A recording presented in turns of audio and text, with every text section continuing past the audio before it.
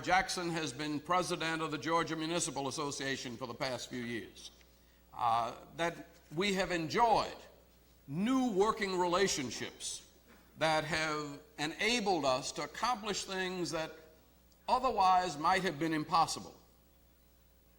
We have convinced, I think, the private sector that there is an honest and efficient government that present here that is able to produce goods and services at the lowest possible cost to the taxpayer. That's the kind of investment climate that we need to continue, for it's a kind of investment climate that has brought wonderful successes. Successes, I might say, for everybody. One of the concerns we had at the beginning of this period was, what did you do about the truly disadvantaged? There was, from the very beginning, an awareness of the problems of homelessness. There was also an anticipation of a growing level of people who were unemployed and underemployed. And I guess I took seriously the writings of Dr. William Wilson on the truly disadvantaged, that what happened in the 60s was that while all of these programs existed for the poor and did well, the general economy was in decline. And so even though the poor were able to survive, it was very difficult for the poor to make any advances if everybody else's economy was in trouble.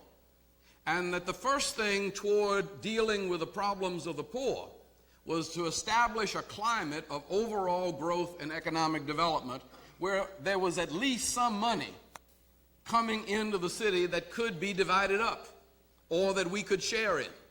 And so the new projects and major downtown developments that came about as a result of this new business climate, a new business climate that I must say coincided with the maturation of the metropolitan Atlanta rapid transit system. That as we began to get closer and closer to the airport, as we began to open up the stations moving toward Buckhead and the Lenox station, around each one of those stations, we saw new investments begin to be attracted. We saw a new Marriott Marquis, a new Hotel Ibis, the Ritz-Carlton Hotel, a restored Riches, a renovated Macy's, Marquis 1 and 2 Towers, expanded Atlanta Apparel Mart, the Inforum, bringing to Atlanta a market for computers comparable to the market that we now have in apparel and merchandise goods. And the Apparel Mart and the Merchandise Mart do approximately $11 billion of transactions a year in our city. There's no reason to assume, not to assume, that with the addition of the Inforum, that we will see the numbers mount up as more and more people come to our city to do business, downtown in the Portman complexes. This new City Hall building, a new Fulton County administration complex under the leadership of Chairman Michael Lomax and others, a new public library at Margaret Mitchell Square, the Cytrek Museum at the Civic Center, Zoo Atlanta, a revitalized historic storefronts on Mitchell and Broad Street, expansion of facilities at Georgia State University, a reborn CNN Center, improvements to International Boulevard in connection with the Democratic Convention, the Georgia World Congress Center doubling in size, historic structures like the Hurt Building, the Candler Building, and the Flatiron Building restored, and a downtown development authority that has sold more than $148 million in bonds to finance 20 downtown projects with a total construction value of over $223 million. $13 million in urban development action grants administered by the Office of Economic Development, a new headquarters just near here of the Georgia Municipal Association, a new Chamber of Commerce building, a renovation of the Healy Building, and the restoration of the Garnett Station Place. In 1989, we expect underground Atlanta with its 220,000 square feet of retail dining and entertainment space and 56,000 square feet of office space 2 public plazas, 100 specialty shops, 19 food court vendors, and 22 restaurants and nightclubs. It's 3,200 jobs and nearly $5 million per year in new tax revenues. We've already seen that Coca-Cola has committed to join us in that project by developing the world of Coca-Cola in the heart of a restored Depot Plaza. The new Signature Tower by Gerald Hines and Tom Cousins at 191 Peachtree Street. The new Portman Tower at the north end of downtown. The Georgia Dome. The completed state-of-the-art highway system, which we're easing toward completion every day. And as you ease toward completion, you can see how much easier it is to move as we open each new length of improved expressway. The new state market for Georgia farm products and streetscape improvements on Auburn Avenue, as well as a major renovation of the municipal market. We hope to have the Peachtree Streak, a trackless trolley moving around downtown. And all of this is downtown development. As we move to Midtown, we see the IBM Tower, Bell South's Campanile Building, Trammell Crow's 999 Peachtree, the L.J. Hooker Gateway Building in Midtown Plaza, a new Federal Home Loan Bank building and the Peachtree Building, a new High Museum of Art, a new home for the Academy Theater and the Wyndham Hotel, a new Marriott to go up on 14th Street. And in 1989, we expect to see a new headquarters for National Service Industries and the first phase of the AT&T Promenade Complex. Bell South Enterprises will also develop a new building at 1100 Peachtree Street, and L.J. Hooker's billion-dollar office, retail, and entertainment mall, which literally surrounds the 10th Street MARTA station. But all of the development has not just been downtown and midtown. On the south side, we've seen a $6.3 million public investment in the development of Atlanta Industrial Park, leveraging $75 million in private investment, creating 1,500 jobs and over $500,000 in new tax revenues a year. The new Southside Industrial Park has leveraged more than $16 million from the private sector. The sale of 180 acres of the city redevelopment land has allowed the Wilma Tradeport venture to develop the Atlanta Trade Port in a new foreign trade zone, Atlanta Foreign Trade Zone adjacent to Hartsfield. MCA has contracted to build a 18,000-seat amphitheater on city-owned property at the Lakewood Fairgrounds. $160 million redevelopment of the old airport terminal site at Hartsfield into a new Hartsfield Center.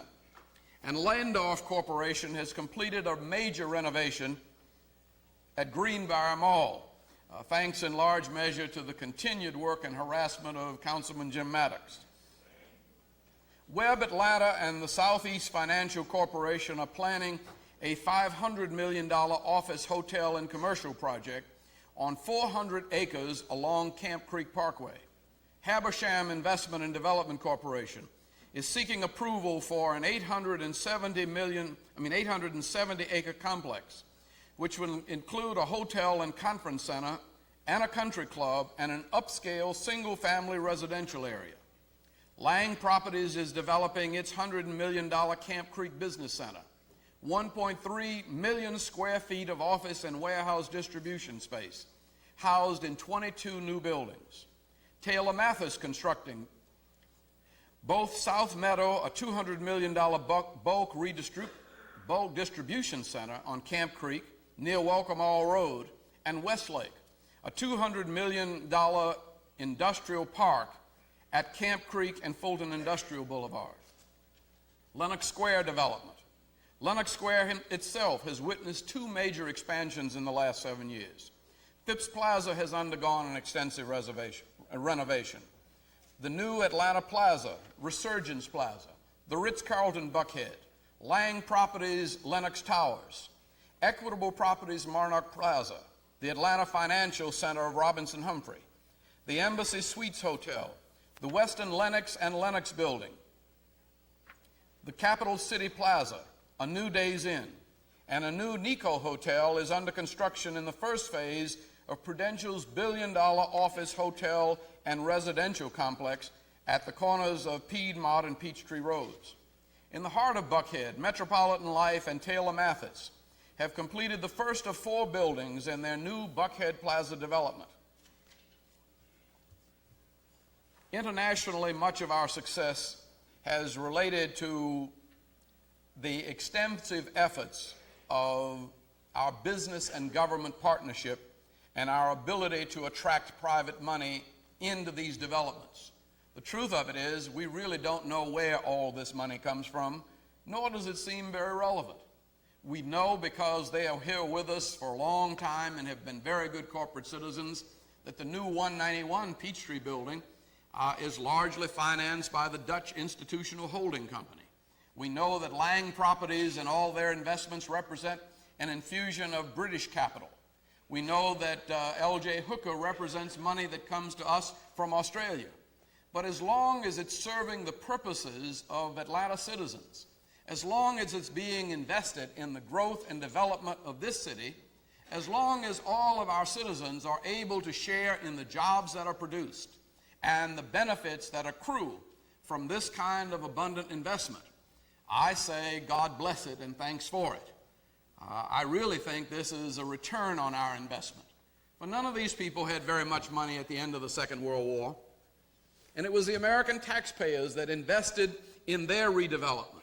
And much of Japan's redevelopment, much of the redevelopment in Britain, in Canada, and in Holland was financed by low-interest investments and contributions from the Atlanta taxpayers.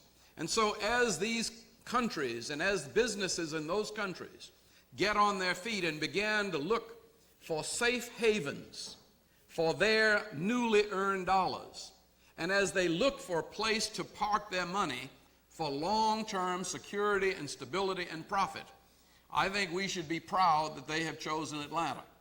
Indeed, they've chosen Atlanta to the tune of about $68.5 billion since I've been mayor. And hardly a single one of our competitors, if we have any competitors anymore, can anywhere come close to that kind of new investment attraction. I think that this investment of foreign firms that brings more than 1,000 foreign firms into the metro area, representing an investment of some $3 billion and a creation of over 50,000 jobs, has been basically very wholesome for our city. We've worked very hard to get it. We've had periodic meetings with the Chamber, both the Chamber and the Atlanta Convention and Visitors Bureau, and the Action Forum, and a wide variety of local companies have worked very hard to invite people to come into this marketplace to do business. For we have seen that as a way of attracting much needed capital and generating many new jobs. 283 foreign companies have United States headquarters in the state of Georgia, investing $2.5 billion and employing 30,939 people. The total foreign investment in the state of Georgia now approaches some $8 billion. And the reasons for doing business in Atlanta is that this is a very good place to reach the entire U.S. market. It's also a place where you get a 15% increase in take-home pay for employers because of our lower personal income taxes and living costs being lower than other major cities. The cost of living in Atlanta is 32% below that of New York City and about 5% lower than that in Dallas. Housing costs are on an average 18% lower than the national average for metropolitan areas. And the cost of doing business per day is 99th out of the top 100 cities in America. But I think most valuable to our city in its attraction of business is the Atlanta airport, where foreign business has realized that executive time, their most valuable commodity, can be maximized by the easy access to more than 200 cities a day and cities in some 25 different countries each day. And that's why we have seen not only 29 foreign banks settle here, but 36 consulates, 13 foreign chambers of commerce, 6 foreign tourism offices. There are 12 international airlines operating direct, nonstop flights between Hartsfield and 25 foreign cities. I think that's one of the reasons why we have become the city designated by the United States Olympic Committee as the potential host for the 1996 Olympic Games or for the Olympic Games when they next come to the United States of America. We've seen some cultural advantages as a result of this also. And the Montreux Atlanta International Music Festival, in connection with Clark Atlanta University, gives us an international cultural reach. We have had exchanges with our artists through the French Bureau of Culture and Atlanta Department of Cultural Affairs. We've had French artists here, and we've had our artists going to France as guest of the French government. And we have sister city agreements with 12 foreign cities. I think all of this creates a series of new opportunities. And with the presence of this kind of new capital flow coming into the city, one of our major responsibilities has been to see to it, in as much as possible, that this creates new business opportunities, not only for the few, but for all of our citizens without regard to race, creed, color, or national origin. That's why our efforts in regard to minority business enterprises have been so important. They're an essential ingredient to our ongoing progress and prosperity. It's the fact that Sam Massell and others included in the MARTA contract that there would be a 20% minority employment goal. That was one of the reasons why we were able to pass a MARTA referendum. And without that kind of sensitivity, Houston and Dallas and Los Angeles and others just have not been able to pass a referendum, because all of the citizens don't feel like they participate in the growth and development.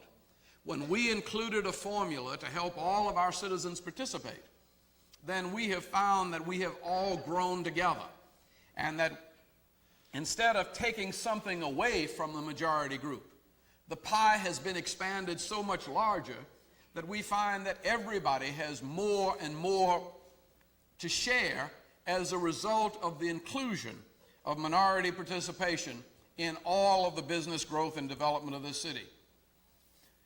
Over 500 different certified minority-owned businesses have received nearly $180 million in city contracts since 1982.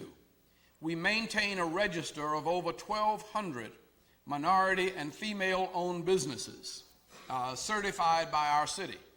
And we have been able to meet our goals, the first term of 25%, the second term of 35% minority participation in all of our city contracts.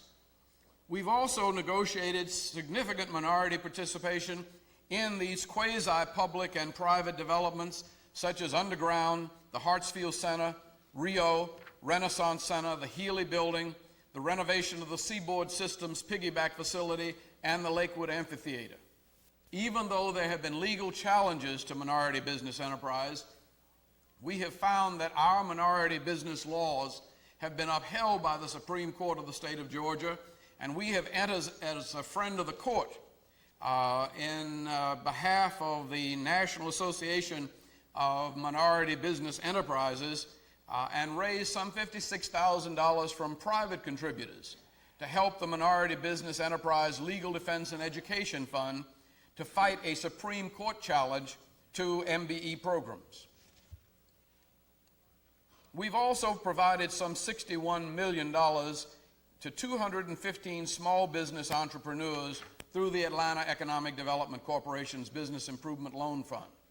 And as a result of this, it's led to the creation or retention of more than 3,000 jobs in our vital small business sector.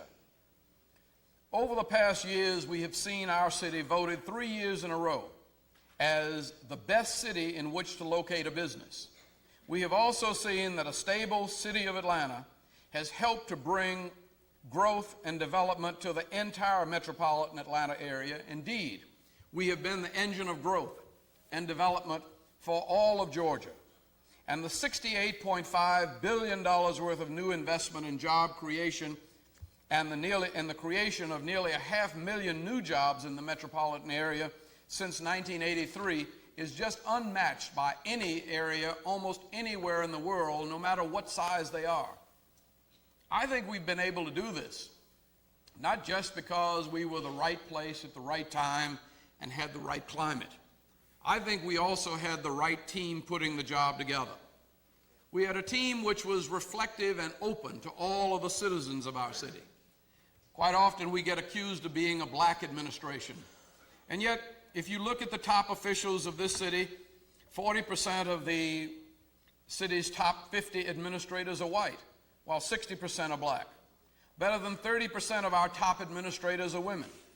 And the racial and gender diversity that we have in city government is reflective of the diversity of the city as a whole. When we look down the list of our city commissioners, we find that Chester Fournier was recently elected president of the American Public Works Association, that Pat Glisson has just completed a term as president of Government Finance Offices. Cal Carter is chairman of Airport Operators Council International. Marva Jones Brooks is the president-elect of the National Institute of Municipal Law Officers.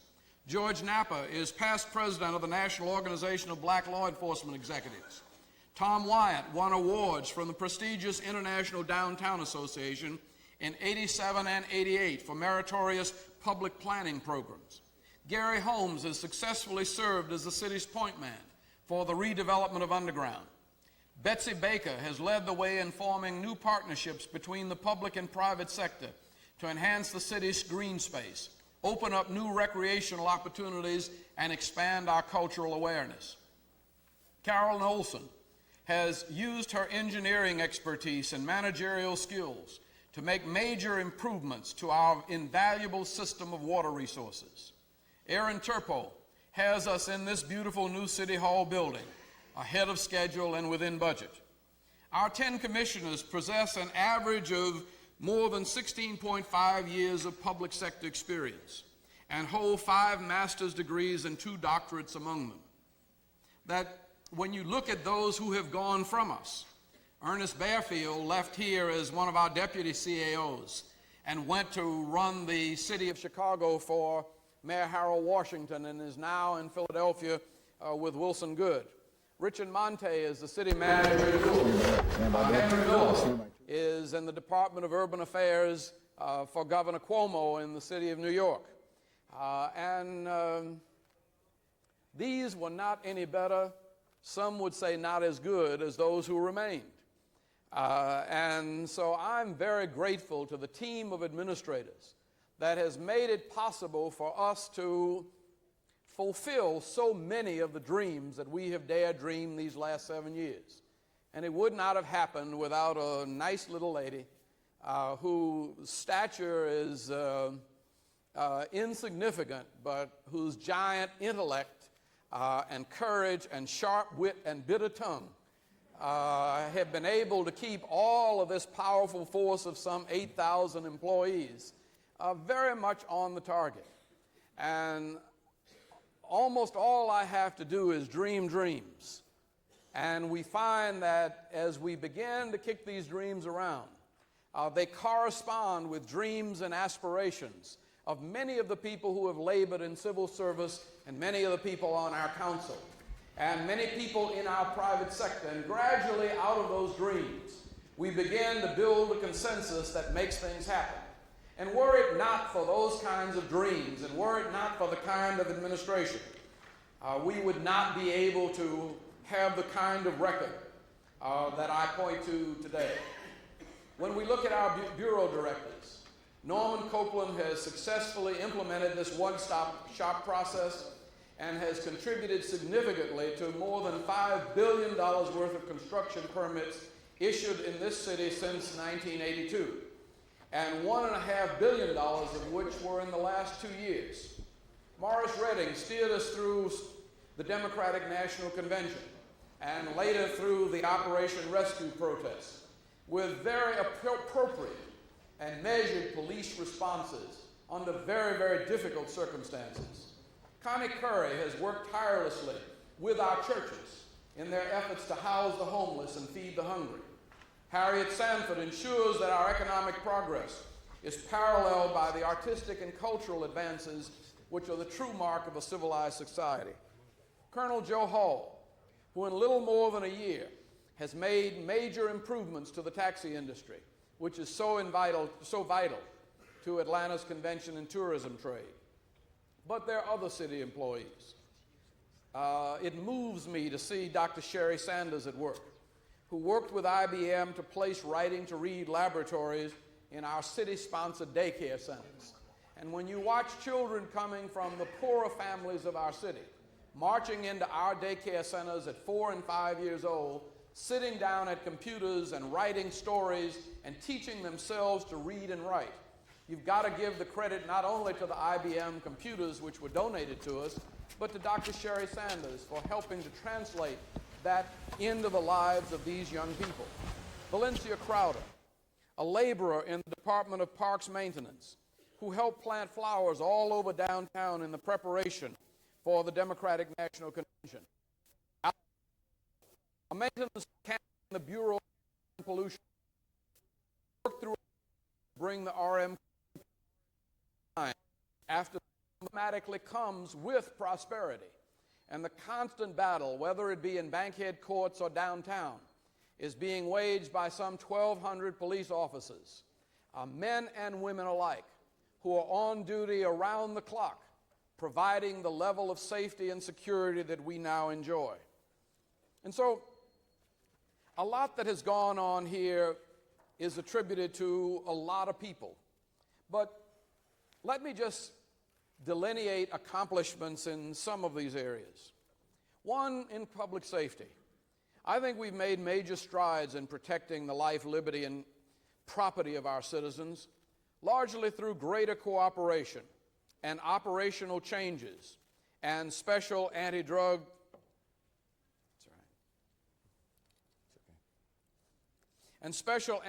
initiatives by the Department of Public Safety. Our partnerships against crime have been formed in 54 of the city's patrol beats, where citizens and police officers work together. Every department in the Bureau of Public Safety has adopted schools in the Atlanta public school system. Our domestic crisis intervention and victim and witness assistance programs have been implemented. Our Police Athletic League continues to work providing male role models in areas where there are very few male parents present and helping to keep young people on the right track. Indeed, this kind of crime prevention may be one of the most valuable services rendered by our police department.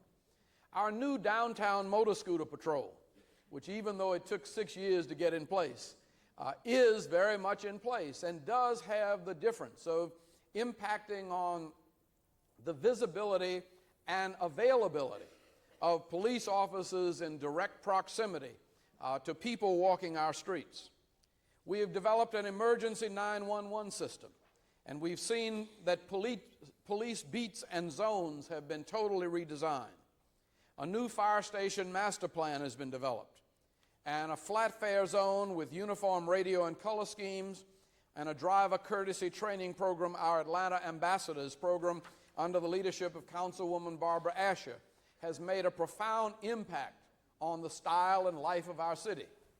I was calling George Steinbrenner of the Yankees after the baseball owners conference here about, he's also on the Olympic Committee, and he volunteered that he had never been to a friendlier city anywhere in the world.